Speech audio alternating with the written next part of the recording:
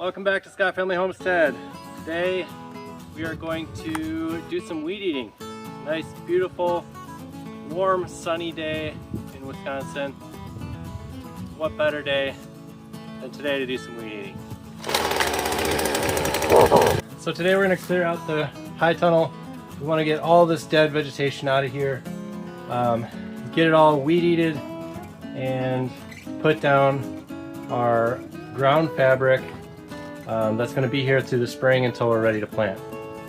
So we need to weed eat, we got to pull out metal fence posts, and we need to take the trellis up for the cucumbers. So let's get started.